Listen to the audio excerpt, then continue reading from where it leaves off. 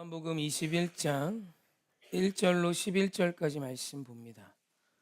요한복음 21장 1절로 11절까지 말씀입니다. 조금 길지만 잘하는 말씀이라 우리 사모하는 마음 갖고 한 절 한 절 교독하기를 원합니다. 못 찾으신 분은 앞에 있는 화면을 참조하시고 우리 함께 사모하는 마음으로 교독하십시다. 그 후에 예수께서 디베레 호수에서 또 제자들에게 자기를 나타내셨으니 나타내신 일은 이러하니라.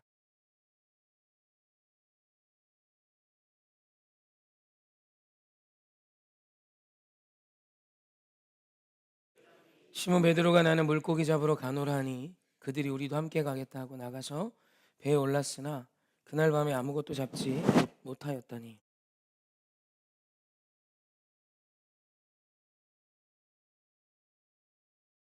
예수께서 이르시되 얘들아 너희에게 고기가 있느냐 대답하되 없나이다.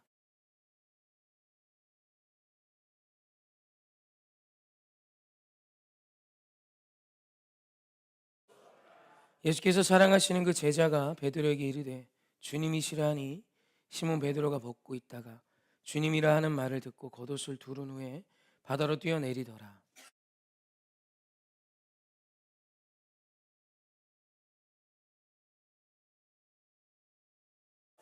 육지에 올라보니 숯불이 있는데 그 위에 생선이 놓였고 떡도 있더라.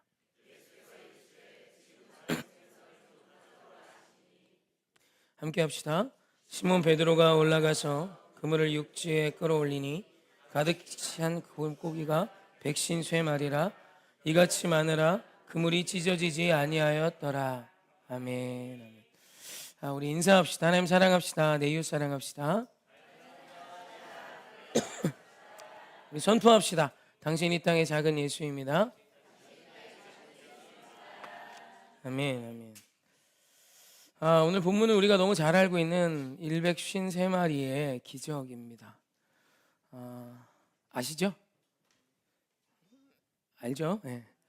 이 기적이 우리에게 참 많은 풍성함을 주고 또 사모함이 됩니다. 그때 당시 잡혔던 물고기 153마리가 어느 정도 규모인지는 사실 우리가 잘 몰라요. 그 물고기 종을 사실 잘 모르시죠? 제가 좀 이렇게 알아봤더니 이 물고기가 갈릴리 호수에서 보통 잡혔던 물고기가 지금 저희 나라에도 있는 베스 종류래요. 그러니까 뭐 유해 어종이라고도 막 하고 그죠? 그래서 막 지금도 저희 나라에서 뭐 잡아 먹어도 되는 물고기인데 얘가 아마 숭어 정도 되는 것 같습니다. 크게 자라면 50cm, 보통은 최소한 25cm에서 성체의 경우 크면 50cm 정도 되는 물고기래요. 그러니까 그런 크기의 물고기가 153마리가 잡혔으니까 결코 적은 양이 아니죠. 멸치 153마리도 작지 않죠? 멸치똥 따보셨죠? 153마리 멸치똥 따는 것도 만만치 않을 때 있는데 아무튼 뭐 크기가 뭐 크면 50cm, 반 100m, 반 100m, 1m, 반 1m 될 만큼 큰 물고기들이 153마리 잡힙니다. 빈손으로 돌아오던 그들에게 하나님의 말씀이 임하자 153마리 풍성함과 충만함이 임한 아주 놀라운 사건이에요. 오늘 이 기적이 오늘 우리에게 참 따뜻하고 좋은 것은 우리 예수님께서 실패자들을 찾아가셨다는 거예요. 잘 되고 고기도 많이 잡고 좌우로 막 배에 가득 차도록 물고기를 잡은 자들을 찾아가신 것이 아니라 밤새 수고했어요. 밤새 그물질을 했어요. 그물질이 얼마나 힘든지 저희는 전혀 모르죠. 그물질 여기 해보신 분 없지 싶습니다. 취미생활로 하는 게 아니라 업으로 그 일을 하는 건 만만치 않겠죠. 밤새 수고했는데 한 마리도 잡지 못한 실패자. 밤새 수고했는데 어떤 수확도 거두지 못한 실패자. 전적인 무능이죠. 가장으로도 실패, 아버지로도 실패, 남편으로도 실패, 아들로도 실패. 여러분 물고기 잡아 먹고 살아야 되는 그 가문에 물고기 한 마리 밤새 수고했는데 못했으면 이건 끝이죠. 밤새 던졌으니 얼마나 성실했어요. 전심을 다했어요. 내가 가진 힘을 다 졸여서 냈는데 실패입니다. 아무것도 없어요. 그런 그들에게 예수님이 찾아오세요. 여러분 이것이 우리에게 주는 이 기적이 주는 첫 번째 은혜예요. 하나님이요 세상에 잘난 자, 대단한 자, 위대한 자 찾아가시지 않으셨고 실패한 자, 아파하는 자, 자신의 전부를 쏟았지만 어려워하는 자를 찾아가셨다는 것입니다. 우리는 사실 밤이 맞도록 그물질해 본 적 없지만 지금 이 베드로의 슬픔이 뭔지 어렴풋이나마 다 알아요. 어떠세요?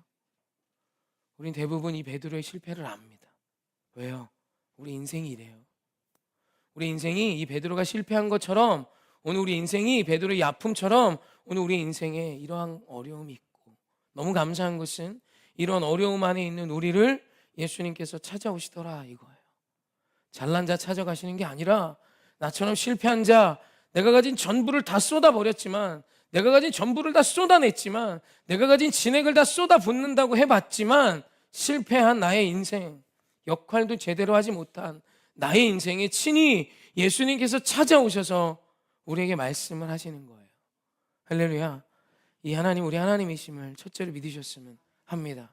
그리고 그분이 말씀하고 그 말씀이 성취되어 153마리의 풍성함과 충만함과 넘침과 오늘 내 삶을 살고도 남음이 있는 놀라운 은혜를 부어주신 그 예수 그리스도를 바라보셨으면 좋겠습니다. 아멘. 여러분의 수고를 헛되지 않게 하실 그 예수 그리스도가 내 곁에 와 있음을 믿고 오늘 이 말씀 속에 젖어드는 저와 여러분이길 주님의 이름으로 축원합니다. 그런데 이 기적은 전적으로 하나님의 역사지만 바울의 몫이 있었어요. 바울의 몫. 그냥 하나님께서 탁 그냥 주신 게 아니라 바울에게 이거를 해야 주시는 바울의 몫이 있었습니다. 그것이 무엇인지 우리 요한복음 21장 6절 한번 볼까요? 요한복음 21장 6절 말씀입니다. 우리 큰 목소리로 함께 합독합시다. 시작. 이르시되 그물을 배 오른편에 던지라, 그리하면 잡으리라 하시니 이에 던졌더니 물고기가 많아 그물을 들 수 없더라. 아멘. 베드로가 한 게 뭐죠? 그물을 한 번 더 던지는 거예요. 순종입니다. 순종. 그러니까 이 기적에 베드로의 지분이 하나 있다면, 베드로의 능력은 전혀 없지만 베드로가 해야 하는 지분이 한 개 있다면 그게 뭐냐면 순종이에요. 순종 쉬우세요? 오늘 여러분에게 순종은 어떠십니까? 사실 순종은 언제나 어렵습니다. 오늘 이 말씀이 우리에게 베드로의 순종에 대해서 아주 잘 설명해 주고 있는데, 첫째로 이미 지쳐있는 베드로에게 한 번 더 하래요. 밤새도록 그물질을 했어요. 일 중에 진짜 힘든 일 중에 하나가 어부라고 전 들었습니다. 특히 이렇게 극한 직업 이런 데 보면 어부들 나오잖아요. 인터뷰하면 그물을 이렇게 나중에 이렇게 새벽녘까지 땡기다 보면 더 이상 땡길 힘이 없어서 그때 사고가 난대요. 이게 계속 땡기는 게 이렇게 나도 모르게 무의식적으로 잡혀 있는데, 예를 들어서 그물이 딸려가거나 하면 이걸 놓질 않는답니다. 몸이 이게 밤새 이 짓을 해가지고 이 일을 해서, 그러니까 이 일을 하다 보니까 그냥 이게 잡고 있는 거예요. 그래서 딸려가서 막 그 도르래 손이 끼고 막, 그래서 큰 사고도 나고 다리도 끼는 경우도 있고 너무너무 힘든데, 나중에 이게 막 그리고 라면을 먹는데 막 손을 떨어요. 라면 빨리 어디로 가는지. 이게 쉽지 않은 일이죠. 그렇게 밤새 수고했는데 허탕쳤어요. 물고기로 많이 올라와야 힘이 나죠. 장사하는데 오픈하고 뭐 하는데 사람이 안 와요. 얼마나 기운 없어요. 나는 노는데 힘은 더 없어. 근데 이 베드로는 그냥 앉아만 있던 게 아니고 계속 그물을 내렸어요. 여기도 내리고 저기도 내리고 저기도 내리고 여기도 내리고 내려봤는데 잡은 물고기가 한 마리도 없어요. 얼마나 지칩니까? 얼마나 기가 막힙니까? 그렇게 지쳐있는 바울에게 하나님이 순종을 요구하시는데 한 번 더 하래요. 이제 됐다, 충분하다, 집에 가서 쉬어라, 내가 해줄게가 아니에요. 한 번 더 해라. 진액을 한 번 더 짜라는 얘기예요. 여러분, 이게 순종의 첫 번째 어려움입니다. 여러분, 순종은 언제나 부담돼요. 여러분, 순종이 부담되지 아니하는 게 없어요. 언제나 부담되고, 언제나 힘겹고, 언제나 마음을 다시 먹어야 돼요. 그게 순종의 어려움입니다. 여러분, 오늘 우리 인생에 하나님이 부담스러운 무언가를 주십니까? 주님의 순종의 사인으로 보셔도 저는 맞다고 봐요. 오늘 어떤 선한 부담이 있습니까? 선한 도전이 있습니까? 세상의 가치를 버리고 뭔가 내 마음을 불편케 하시며 오늘 나에게 부담스럽게 주시는 무언가가 있습니까? 여러분, 그거 하는 것이 순종의 시작입니다. 그 순종이 시작될 때 그 다음 시즌이 있을 수 있어요.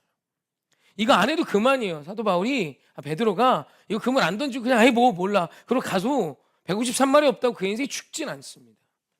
하지만 그 순종이 시작될 때 인생의 섹션이 바뀌는 거예요. 인생의 국면이 바뀌는 거고 인생의 판이 뒤집어지는 것입니다. 언제나 순종은 마지막 아슬아슬한 그때 와요. 복이 그 마지막 아슬아슬한 걸 넘기 시작할 때 오늘 우리에게 임하는 것입니다. 할렐루야. 이만하면 됐지? 아니요.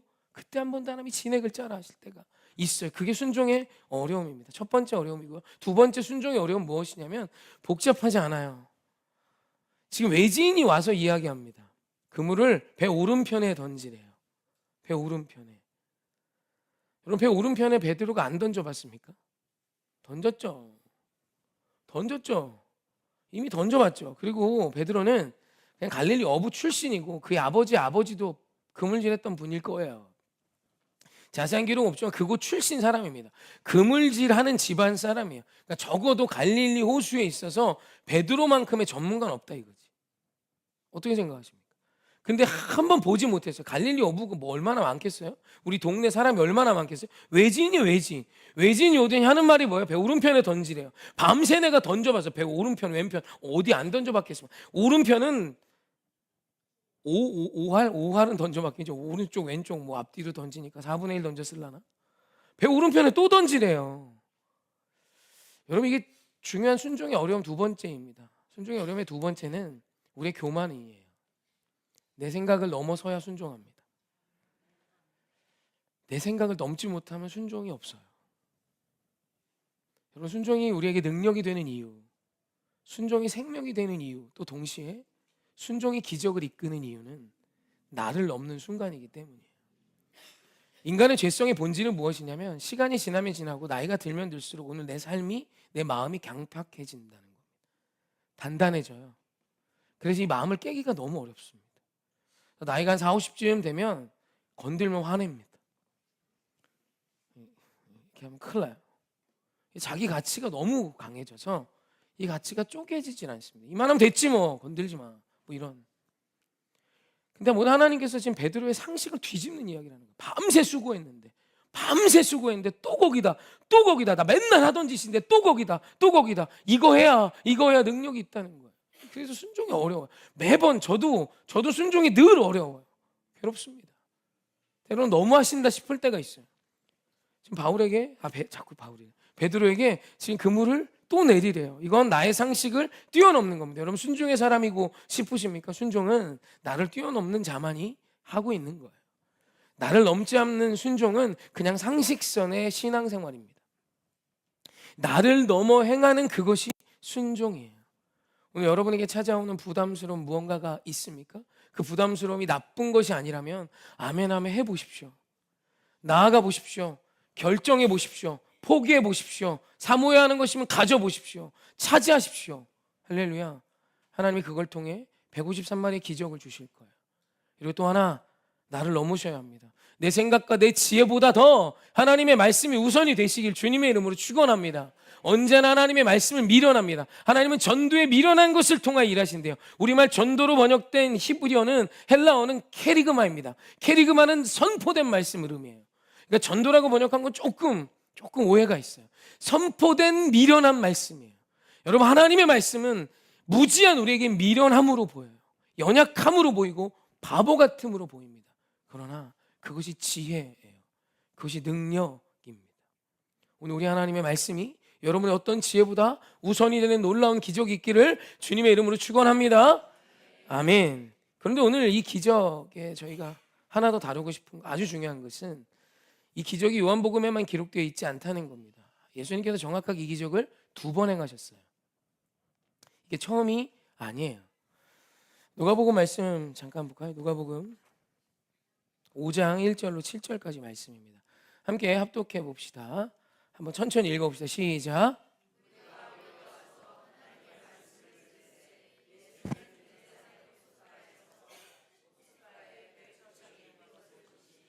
어부들은 배에서 나와서 그물을 씻는지라. 예수께서 한 배에 오르시니 그 배는 시몬의 배라.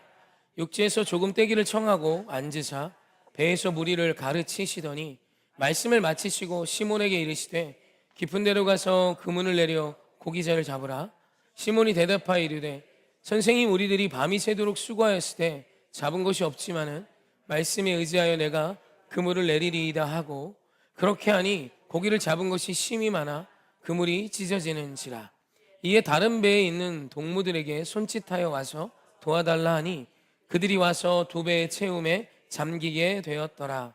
아멘. 오늘 이 기적에 이 기적이요 먼저 있었어요. 이 기적은 예수님이 제자들을 부르실 때 행하신 기적이고, 오늘 우리가 봤던 요한복음의 기적은 부활하신 예수님이 다시 제자들을 찾아가셔서 행하신 기적이에요. 그러니까 어떤 소수의 신학자들은 이건 같은 기적이야 라는 주장을 하기도 하지만 그건 극히 일부분입니다. 이 기적은 2번 일어났어요. 똑같은 기적이지 않아요? 오늘 말씀 1절에 보면 게네사렛 호수라고 합니다. 게네사렛 호수. 이 게네사렛 호수, 갈릴리 호수, 디베랴 호수, 이게 이스라엘 백성은 바다라고 표현해요. 호수입니다. 그래서 갈릴리 바다, 디베랴 바다, 게네사렛 바다라고 돼요. 이 세 개는 같은 곳이에요. 장소가 같아요. 맞죠? 같은 장소에서 일어난 일입니다. 그러니까 갈릴리 바다에서 일어난, 갈릴리 호수에서 일어난 일이고, 그리고 그 일어난 상황에 있었던 제자들이 같아요. 그리고 이들이 밤새 수고했으나 아무것도 잡지 못한 상황도 같아요. 그리고 그 수고하고 무거운 마음으로 이 새벽 아무것도 수확하지 못하고 돌아오는 제자들에게, 그 실패자에게 예수님이 찾아오신 것도 같아요. 그리고 예수님이 말씀하셨고, 오늘 말씀에는 깊은 데로 가서 그물을 내리라 했고, 우리가 전에 봤던 요한복음 말씀엔 배 오른편에 내리라고 했고, 그 위치는 다르지만 예수님이 말씀, 순종을 요구하셨고, 그 부담스러운 순종 앞에 이들이 둘 다 순종했고, 순종했더니 엄청난 물고기가 잡힌 게 똑같아요. 다 똑같아요. 그래서 소수의 신학자는 이건 같은 기적이야, 이 같은 기적을 요한복음은 뒤에다 적어놓은 것뿐이야 라고 이야기하고 주장하는 사람도 있어요. 하지만 아니에요. 왜냐하면 요한복음은 요한이 기록했고, 여러분 성경 66권 중에 요한복음이 가장 늦게 기록된 말씀입니다. 그러니까 요한복음의 저자인 요한은 마태마가 누가복음을 이미 읽고 알고 있어요. 이미 알고 있는 말씀, 이미 그 말씀을 읽었고 그 말씀의 내용이 무엇인지 알고, 무엇보다 요한은 예수님과 함께 했기 때문에 그 이야기를 이미 알아요. 그런데 마지막에 요한이 요한복음을 쓰면서 이 기적을 명확하게 부활하신 예수님께서 제자들에게 또 행하신 기적이라고 기록하고 있는 거예요. 이 기적은 2번 일어났어요. 쓸데없는 일 아닌가요? 이렇게 똑같이 데칼코마니처럼 찍어낸 기적을 왜 2번 행하셨을까? 그런데 이 기적엔 차이가 하나 있습니다. 차이가 하나 있어요. 그 차이를 말씀 속에서 한번 찾아봤으면 좋겠습니다. 누가복음 5장 6절입니다. 함께 합독합시다. 시작. 그렇게 하니 고기를 잡은 것이 심히 많아 그물이 찢어지는지라. 아멘. 요한복음 21장 11절입니다. 요한복음 21장 11절은 그물에 대한 기록이 다릅니다. 함께 합독합시다. 시작. 시몬 베드로가 올라가서 그물을 육지로 끌어올리니 가득히 찬 큰 물고기가 153마리라. 이것이 많으나 그물이 찢어지지 아니하였더라. 아멘. 지금 요한은 의도적으로 그물이 찢어지지 않았음을 이야기하고 있어요. 상식적으로 이렇게 많이 잡히면 그물은 찢어져야 되지. 근데 찢어지지 않았지. 그물이 찢어지지 않았어. 그런데 요한이 알아요. 전의 기적에는 무슨 일이 있었냐면 다 똑같이 일어났고 엄청난 물고기도 잡았지만 결국 그물이 찢어졌지 라는 메시지입니다. 이것이 담고 있는 의미가 뭘까요? 예수님을 처음 만났던 제자들에게 물고기는 어떤 의미였을까요? 그냥 물고기입니다. 돈, 잘 사는 것, 이 땅에서 좋은 것, 그저 좋은 맛있는 거 먹는 것. 그러니까 그냥 눈에 보이는 물고기요. 이거 그냥 시장에 내다 팔아 환전해서 오늘 우리 가정이 더 배부르고 더 맛있는 거 먹을 수 있는 내 욕망과 욕심을 채울 수 있는 풍성함입니다. 맞죠? 거긴 어떤 것도 없어요. 어떤 가치를 부여할 길도 없습니다. 놀라우신 어떤 분이 오셔서 그분의 말씀에 순종했더니 물고기가 이렇게 많이 잡혔지. 이 물고기는 뭐예요? 돈이에요. 돈, 물질, 내 욕심을 채울 수 있는 수단, 내게 하나님이 보여주신 그 전능하신 그분이 내게 주신 이 땅에 눈에 보이는 것들이에요. 동의하시죠? 그런데 2번째 물고기는 틀려요. 부활하신 예수님과 3년을 동행한 제자들에게 다시 가셔서 똑같은 기적을 행하신 거예요. 그리고 물고기가 153마리가 잡혀요. 그런데 그물이 찢어지지 않습니다. 여러분, 여기에 잡힌 물고기 153마리 뭘까요? 뭘까요? 생명이에요. 생명. 이제 의미가 바뀌었어요.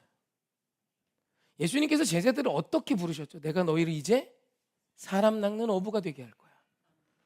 예수님께서 이 제자들을 뭐라고 부르시냐면 내가 너를 이제 사람 낚는 어부로 쓸 거야. 고기 낚는 어부가 아니라 사람을 낚는 어부가 될 거지. 사람을 낚다, 속이다는 뜻이 아니라 사람을 건져내어 살리는 자로 내가 너를 쓸 거지 라고 말씀하신 겁니다. 할렐루야. 사실 이것이 좀 번역이 조금 아쉽게 됐어요. 우리나라는 낚다라는 게 속이다라는 뜻이 있지만 이걸 직역하면 사람들을 위한 어부가 되는 거예요. 너를 위한 어부에서 사람들을 위한 어부, 이 땅에 죽어가는 영혼들을 위한 어부라는 뜻이에요. 할렐루야. 그러니까 너를 위해 물고기를 잡는 자, 죽어가는 자를 위해 물고기를 잡는 자로 예수님께서 사도 베드로와 그 제자들을 불러내셨어요. 그 예수님의 메시지를 알고 오늘 그 말씀에 순종하여 그물을 내려 153마리, 숫자까지 명확하게 말씀하세요. 한 마리도 못 잡았던 너의 인생에 153마리의 놀라운 영혼이 건져지는 기적을 보여줄게. 의미가 달라요. 내 그물에 잡힌 건 이제 더 이상 돈이 아니에요. 이건 뭐예요? 하나님이 내게 주신 사명이에요. 소명이에요. 이 땅의 회복이에요. 생명이에요. 여러분이 기적이 우리에게 주는 메시지가 뭘까요? 여러분, 오늘 우리는 예수 그리스도를 믿지만 여전히 그 예수의 이름으로 나의 욕망과 욕심을 채우는 것으로 전부 그 이름의 능력을 사용하다 가는 인생도 있어요. 진짜 있어요. 사실 저도 우리 오해교회 성도님들이 예수 그리스도 중에 좋은 모든 거 이 땅에서 누리시기를 원합니다. 제 마음은 그래요. 진심입니다. 어제 이제 새로 입주하신 성도님네 집에 신방 예배를 갔어요. 너무 좋더라고요. 새 집은 좋더라. 새 집이 좋아요. 새 집이. 새 집에 가서 신방하는데 이분들도 우리가 이런 집에 살 뭐가 아닌데 그래서 막 기뻐만 하시라고. 인생에 있어서 아늑하고 좋은 우리 가족이 함께 지낼 좋은 곳이 허락된 것만큼 감사한 일이 어디냐. 기뻐만 하고 감사하라고. 빚 갚아야죠. 아이고 하나님 하게 하심을 믿고 기뻐하고 감사하라고. 물론 집사님 집 아닌 거 알아. 은행에 거의 대부분이 있는 것도 알지만 그래도 기뻐하고 감사하라고. 여기서 살지 않냐. 저도 너무 좋았어요. 저도 너무 좋았어요. 근데 그분이 그 예수의 이름으로 그 집을 위해 기도했겠죠. 그 위에도 더 큰 집, 더 큰 집, 더 큰 집, 더 큰 집을 위하며 사신다면 사실 그것이 복이 될까요? 하나님 명확히 말씀하는 겁니다. 예수의 이름은 오늘 우리에게 놀라운 능력을 주는 통로가 돼요. 할렐루야. 근데 여러분, 그 예수의 이름으로 뭐 구하고 계세요?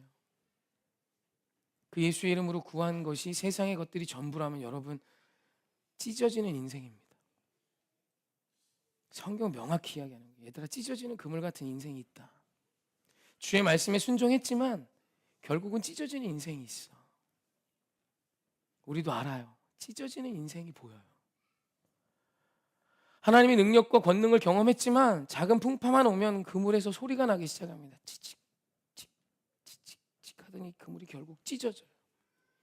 이 위기 앞에 속절없이 무너지는 것입니다. 여러분, 남음이 없는 인생이 되는 거예요. 사랑하는 성도, 오늘 우리가 예수의 이름으로 좋은 거 누리셨으면 저도 늘 기도해요. 사업장에 번창함이 있길 기도하고요. 건강하게 기도하고요. 좋은 집에 살길 기도하고요. 좋은 차 사길 기도하고요. 성도님들이 좋은 차 샀다 그러면 얼마나 신나는지 몰라요. 다 좋아요. 너무 좋아요. 세상에 좋은 것 가진 게 그렇게 저도 좋아요. 하지만 그것이 오늘의 우리의 궁극적인 목적이 돼서는 안 돼요. 그 그물 안에 잡혀있는 물고기가 나의 돈, 명예, 세상의 어떤 거, 내 자식에게 좋은 거 주는 거, 이 수준에 머문다면 죄송하지만 그 그물은 찢어질 거예요. 분명히 말씀해. 찢어진다. 찢어진다. 반드시 찢어진다. 그리고 네가 천국 갈 때 어떤 상급도 받지 못할 인생이 되는 거야. 예수 이름으로 너희가 살았지만 너의 구함이 하나님의 나라와 전혀 상관없는 것들로 가득하다면 내가 너의 자녀니, 나는 너의 아버지고 너는 나의 자녀니, 내가 너에게 귀한 것을 줬다 할지라도 그것은 결국 찢어지는 그물이 될 뿐이지 라고 말씀하시는 거예요. 근데 요한복음의 기적은 달라요. 얘들아, 오늘 물고기는 다르지? 이 물고기는 세상의 물질과 돈, 명예, 권세가 아니지? 생명이지? 사람을 낚는 어부, 사람들을 위한 어부가 되어 잡은 거지. 이 그물은 찢어지지 않아. 명확히 말씀하고 계신 거예요. 이 그물은 원래 찢어져야 되는 그물이야. 이만큼을 잡으면 그물은 견디지 못하고 찢어져야 되지만 찢어지지 않지. 왜? 그의 삶의 가치가 생명으로 채워졌기 때문이에요. 하나님이 찢어지지 않게 하시겠다는 거예요. 남김이 있는 인생, 남음이 있는 인생, 상급이 있는 인생, 하늘나라의 거룩한 영광을 누리는 인생으로 오늘 우리 주님이 부르고 계시는 거예요. 이 두 기적 앞에 오늘 여러분의 인생을 우리 돌아봐야 합니다. 정죄와 판단이 아니라 우리 도전해야 합니다. 찢어지지 않는 그물이 되기 위해 애쓰십시오. 오늘 우리가 예수의 이름으로 구해야 하는 것은 그의 나라와 그의 의고, 그의 나라와 그의 의를 구하는 자가 다 얻는 거지. 오늘 그 찢어진 그물과 같이 세상의 가치를 구하는 자가 얻어가는 것은 어쩌면 하나도 없을 수 있어요. 그래서 누가복음의 기적을 보면 물고기 한 마리도 사실은 못 건졌다라고 이야기하는 사람들이 있습니다. 배가 잠겼다 표현하니까. 물론 이제 대부분은 그렇게 물고기를 잡아왔다 표현은 하지만 그물이 찢어졌음의 메시지가 있는 거지만, 어떤 분은 심하게는 물고기 한 마리도 못 잡았지 실은 하나도 못 잡은 거야 라고 이야기해요. 왜요? 그물이 찢어졌고 배는 잠겨버렸기 때문이에요. 놀라운 기적은 경험했지만 오늘 우리의 삶의 능력, 오늘 우리의 삶의 풍성함, 우리의 삶의 충만함은 없는 거예요. 너무 가슴 아픈 일 아닙니까? 사랑하는 성도들, 우리 찢어지지 않는 그물이 되셨으면 좋겠어요. 여러분, 그게 능력이고 생명입니다. 오늘 우리 하나님이 여러분에게 도전하는 것 앞에 아멘 하십시오. 그게 뭐건 다음에 하지. 아니요, 기회는 그 다음에 또 있을지 몰라요.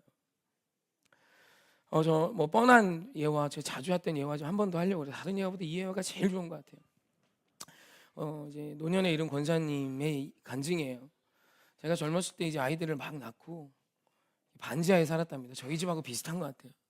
그래서 공용 화장실을 썼대요. 공용 화장실. 저는 공용 화장실의 아픔을 압니다. 공용 화장실 써보셨어요? 공용 화장실, 저희 집 반지하 살 때 공용 화장실에 세 주택이 썼거든요. 근데 이제 저기 저는 반지하 살았고 저기 다락방 살던 애가 저보다 한 살 많은 형이 있었는데 이 형이 똥의 규모가 엄청 컸어요. 다 봅니다. 저쪽 상태가 어떤지, 쟤는 어떤 똥을 생산하는지. 근데 이게 겨울이 돼서 영하 막 10도 이러면 이게 얼잖아요. 이거였는데 이렇게 내리는 거 아시죠? 쪼그려서 이렇게. 몰라요? 다 부하게 사셨구나.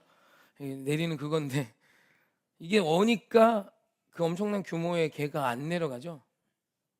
안 내려갈 거 아니에요. 애잖아요. 그때 아마 그 형이 저보다 한 살, 제가 한 4학년, 한 5학년쯤 됐을 거예요. 어떡해요? 자기가 봐도 크고, 그죠? 물은 없고 그냥 간 겁니다. 그럼 아침에 급해서 여러 사람 오겠죠? 그럼 그 위에 쌓여요. 저희 어머니가 그거 청소하면, 뜨거운 물 갖고 청소하면서 진짜 온갖 쌍욕을 다 하셨습니다. 저 새끼는 뭘 처먹어서 막 이렇게 큰가 막 이러면서, 어휴 네 막 그러면서 뭐 사돈의 팔종까지 다 돌아와요. 그게 공용 화장실의 아픔이죠. 그래서 어머니가 소변은 겨울에 부엌에서 보게 하셨어요. 나가지 말고 여기서 봐. 그리고 잘 닦아놔. 말도 안 되는 거죠 지금은. 워낙 추우니까. 알아요. 그분들 그런 공용 화장실에 사니까 어느 날 예수 그리스도 이름을 알고 그런 간절한 마음이 있더래요. 하나님, 집 안에 화장실 있는 집 주세요. 집 안에 화장실 있는 집 주세요. 그리고 애들 데리고, 애들 초등학생 때 계속 기도했답니다. 집 안에 화장실 있는 집, 화장실 있는 집, 화장실 있는 집. 얼마나 소박해요, 그죠? 그 기도를 하고 하나님 6개월도 안 돼서 이사를 가게 하셨고 정말 집 안에 화장실이 있었어요. 좌변기가. 그렇게 기쁘셨답니다. 저희 어머니도 늘 그 반지하 사실 때 기도한 게 있었어요. 방색한 기름 보일러에 거실 있고, 거실 방색한 기름 보일러, 거실 방색한 기름 보일러. 맨날 이 연탄 보일러 지겹다고. 그렇게 해서 이사를 가셨대요. 드디어 집안에 화장실이 있는 거예요. 이제 아침에 우리 식구만 거기서 똥 넣어도 돼요. 얼마나 좋아요, 그죠? 그러다 이제 나이가 좀 지나고 나름 집에 만족하고 사는데 친구네 집에 놀러 갔더니 세상에 화장실이 2개 있더래요. 문화 충격이었답니다. 집에 화장실 2개가 있는 거예요. 생각해보니까 이분들 자식이 3인데 아침에 전쟁인 거예요. 집에 화장실 2개가 있을 수 있구나. 안방에 하나, 거실에 하나. 너무 좋다. 여러분, 기도 제목이 생겼어요. 주님, 화장실 2개 있는 집 주세요. 화장실 2개 있는 집 주세요. 그렇게 간절히 기도하고 한 4년쯤 지나니까 남편 월급도 하고 용자도 좀 붙고 해서 아파트로 이사 가는데 진짜 집에 화장실 2개가 너무 좋은 거예요. 너무 좋은 거예요. 거기서 애들 아침에 쟤들끼리 볼일 보고 엄마 아빠 집안에 있는 화장실 쓰고 정말 급하면 둘이 뛰어가서 동시에 똥도 싸고 너무 행복하더래요. 싸우지도 않고 좋다, 진짜 좋다. 그러다 아이들이 장성하고 크고 또 이놈의 친구네 집이 문제입니다. 친구네 집이 새 집에 이사 갔다 해서 놀러 갔는데 세상에 그 집에 화장실 3개가 있더래. 거실이 하나, 안방에 하나, 작은 방 옆에 또 하나. 충격받았어요. 왜? 이제 이 녀석들이 출가해서 아기들을 낳는데 명절에 모이면 화장실 2개 갖고 안 되는 거야. 손자들이 싸워. 내가 쓸 거야. 하나님, 이제 3개가 필요합니다. 3개가 필요합니다. 하나님, 화장실 3개 주세요.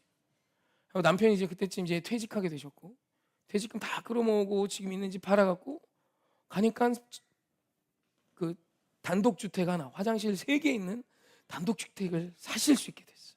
그리고 주택을 사서 이분이 마당에서 춤췄답니다. 화장실 3개, 화장실 3개, 화장실 3개. 다 와라, 다 똥 싸라 이러면서 화장실 3개.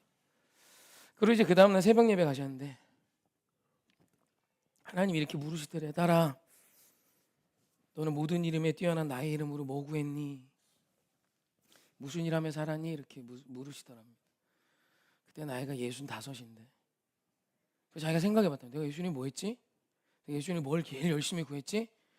화장실 개수 늘렸더래. 자기가 평생 예수 이름으로 진짜 진심을 다해 구한 건 나라 민족, 이 지역의 한 영혼, 어떤 한 영혼의 사랑 이런 게 아니라 화장실 개수였대요.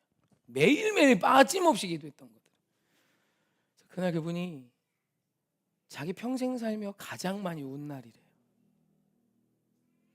내가 예수의 그 큰 이름을 가지고 화장실 개수 늘리고 살았구나. 더 좋은 거, 더 좋은데, 더 좋은 거. 우리 다 좋은 데 가보고 좋은 거 누리고 좋은 거 먹고 했는데 더 좋은 거. 이게 배가 계속 고파요. 그죠? 내가 이거 하고 살았구나. 남편하고 이야기했답니다. 여보, 나 신앙생활 잘못했다. 화장실 3개 있는 집을 정리했대요. 화장실 1개 있는 집으로 이사가고 그걸 하나님의 나라를 세우는 일로 미천으로 사용하며 마지막 하나님 부르시는 그날까지 순종의 삶을 살기로 결심했다는 전설 같은 이야기입니다. 실제 있는 일로 저는 알고 있습니다. 사랑하는 성도님, 물론 이 설교가 저도 부담이에요. 여러분 예수 믿고 다 좋은 거 하세요. 좋은 거 드시고 좋은 거 사시고 좋은 거 누리시고 보시고 하십시오. 원합니다. 진짜 진심으로. 하지만 우리 인생이 그거로만 채워져서는 안 돼요. 그거보다 더 위대한 걸 보십시오. 그것과 비교할 수 없는 걸 좀 보십시오. 그래야 합니다. 교회는 건물이 아니에요. 교회는 여러분입니다. 오늘 여러분의 오늘의 결정이 세상을 바꾸는 겁니다. 여러분의 욕심을 채우시지 않은 하나님이 아니에요. 이미 여러분이 구한 기도 앞에 응답하고 계시지 않으세요? 길을 열고 계시지 않으세요? 물질의 길도 여시고 도와주셨잖아요. 그런데 이제는요 조금 더 위대한 길을 보셨으면 좋겠어요. 제가 제 친구한테 한 얘기입니다. 제가 제일 친한 친구라 말을 좀 쉽게 하죠. 이 친구가 이제 아버지 재산을 이제 상속받지 않기로 결정을 했습니다. 상속세가 너무 많아서 자기 아들이 상속받는 걸로 하고 자기는 상속 안 받기로 했대요. 그래서 이제 자기도 사업을 해서 이 아버지의 어떤 미천과 창고업을 하시는데 큰 창고로 뭐를 좀 해볼까 계속 고민하는데 잘 안 되는 거예요. 그래서 제가 그 친구한테 그랬습니다. 너는 돈을 왜 더 벌어야 되는데 그랬어요. 있잖아. 너 돈 왜 더 벌어야 되는데 나한테 얘기 좀 해봐. 평생 먹고 살 거 있잖아. 왜 더 벌어야 되는데? 아니 네가 돈을 더 벌려면 하나님께 기도하려면 이미 많이 주셨는데 그 많이 주신 돈이 더 필요한 이유가 있어야 될 거 아니야. 하나님 나라를 위해 네 가정이, 네 가문이, 네 기업이 어떤 영광이 있는데 너네 아버지 때 이렇게 많이 부어주셨다면 너는 이제 좀 쓰면 안 되냐? 너는 좀 쓰며 살아. 하나님 나라 세우며 살아. 쓸데없는 거고 죽어가는 그 사람에게 좀 줘. 그래 하나님이 더해 주시지 않을까? 왜 네가 돈을 더 벌어야 되는데? 제가 막 소리를 질렀어요. 왜 네가 더 돈을 벌어야 돼? 왜? 있잖아. 이 먹고 살 만큼 있잖아. 부자잖아. 왜 더 돈 벌어야 되는데? 왜 그걸 왜 나보고 기도해 달래?